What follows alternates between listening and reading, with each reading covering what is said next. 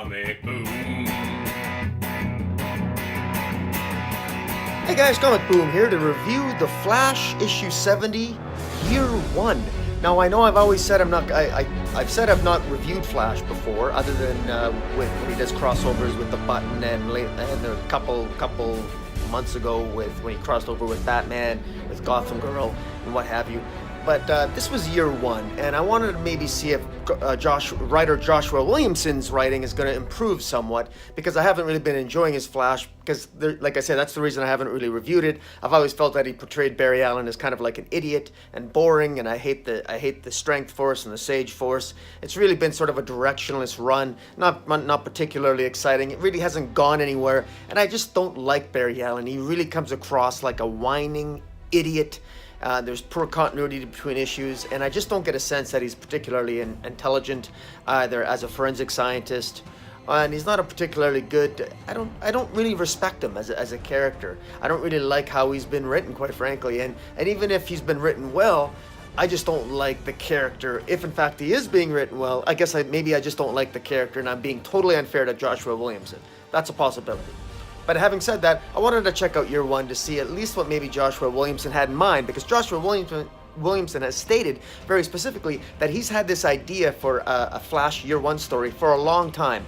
And I want to give him some credit, and I want to, he's very passionate about the Flash, even though I don't like what he's done so far. If he's had this story percolating in his mind for quite some time, I'm curious to see what it is, and so I thought I'd check this out.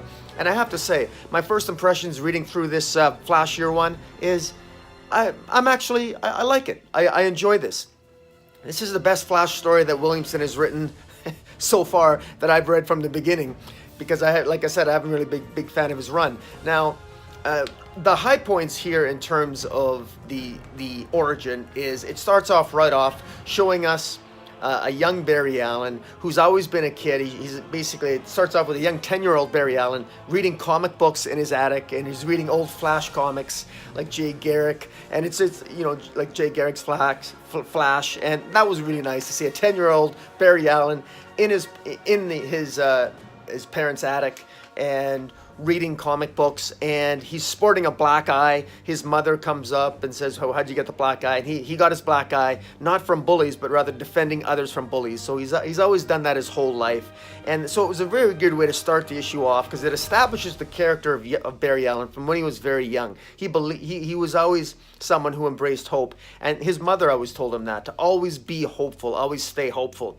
Of course, then it flash forwards 15 years later, and it shows an adult Barry Allen as a forensic scientist at a crime scene. And what I like right off the bat that Joshua Williamson does is he establishes Barry Allen as having some semblance of intelligence. He's actually a very good forensic scientist, and so he's on the scene. He right away manages to figure out exactly how the individual who was killed was killed. He was killed running, and it shows the plot, layouts, the structure of the story, the layouts and the design of the comic itself artistically is done very well by Howard Porter.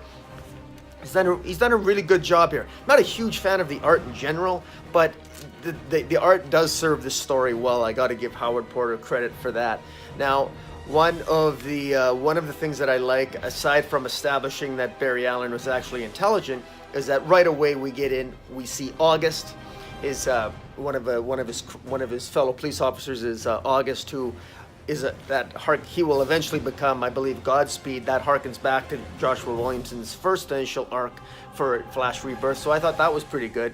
And also August is encouraging Barry Allen to go out with Iris West. Iris West being this new reporter who works for the Central City Citizen newspaper, and she's always trying to get an interview with Barry Allen, but she kind of likes him, and August is trying to hook them up and get them together, and he tries to do that, and he says, why don't you go out with her tonight?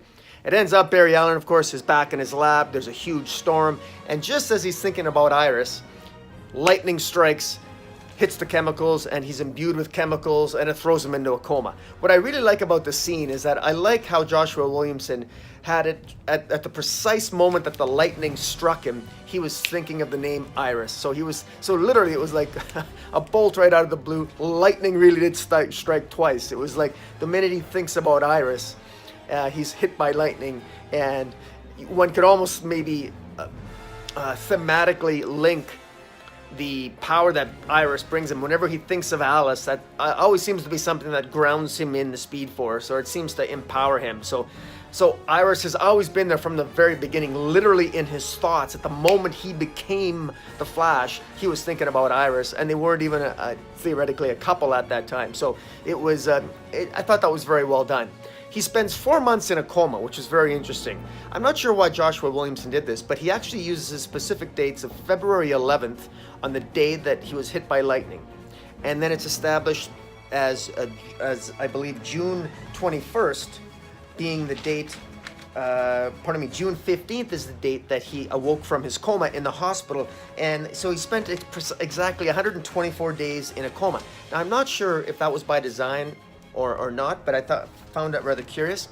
When he comes out of the coma, or while he's in a coma, Howard Porter does a really good job of using bright red and bright yellow panels to show the voices that Barry Allen is hearing in his head as he's slowly recovering in a coma over time. And the most significant things he hears is a voice telling him, "Barry, I murdered your mother."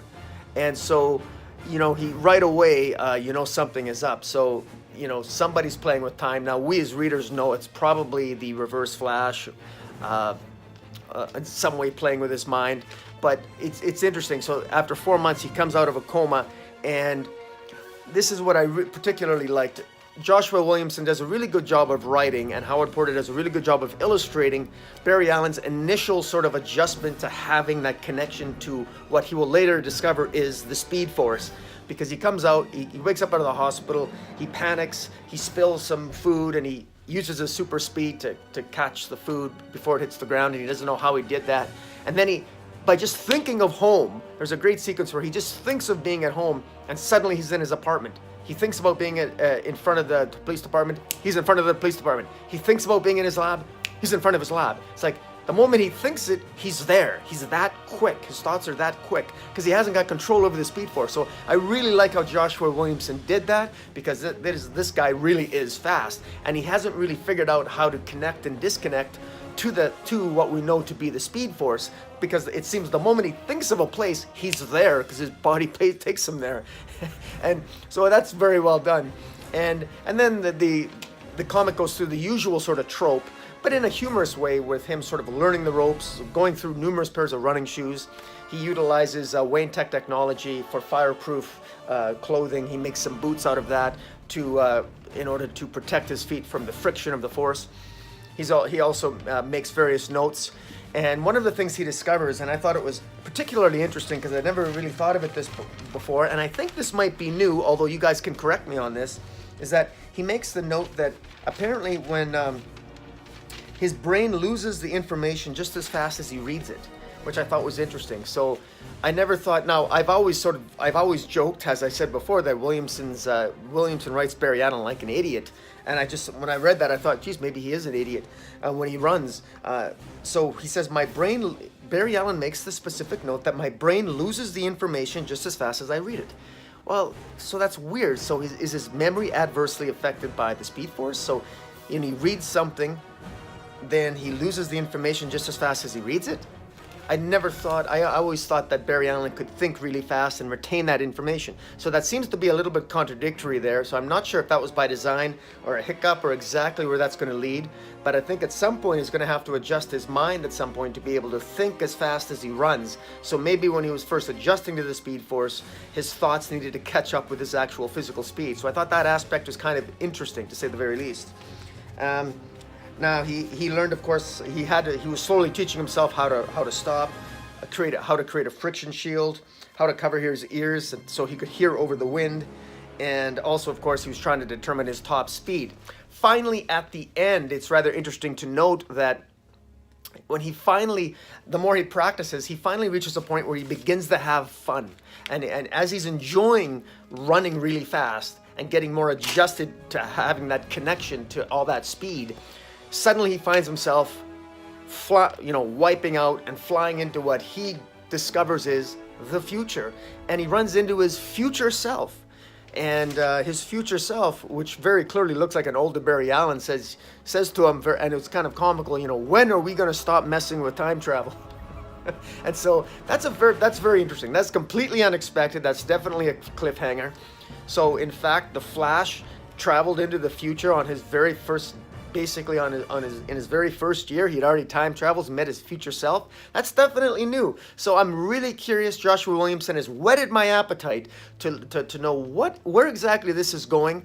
And I really like the fact that, because I was really worried that this was going to be another cliche year one story with the Reverse Flash, with a story that we've heard again and again and again. We've seen it on TV 1,000 times. We've seen it repeated in comics 1,000 times. We've seen it with Jeff Johns 1,000 times. I like the characterization here. I hope that we're getting more of a character-based story, and this is more of an introspective Barry Allen story where he's reflecting upon himself and his place and his motivation to be the Flash. We see hints of him wanting to restart the investigation into his mother's murder that his father was indeed in prison for, and that clearly is the case in this year one story. He also was investigating the murder of August's brother, which we know, of course, is the motivating factor ultimately for August to become Godspeed later on down the road, which was in the first story arc of the Flash Rebirth. So the callbacks here are really good. Joshua Williamson's done a good job here. Overall, I don't consider myself, I don't consider myself to be an expert on Barry Allen because I don't particularly like the Barry Allen character. But this is a Barry Allen that initially I like. I like this Barry Allen that I'm seeing in Flash Year One. So guys, tell me what you think. I hope the quality of this story keeps up. This is a good start to Flash Year One. Tell me what you think about it. Hit on the comments below. Hit the subscribe button. Follow me on Twitter at Metropolis40. And until next time, Comic Boom out.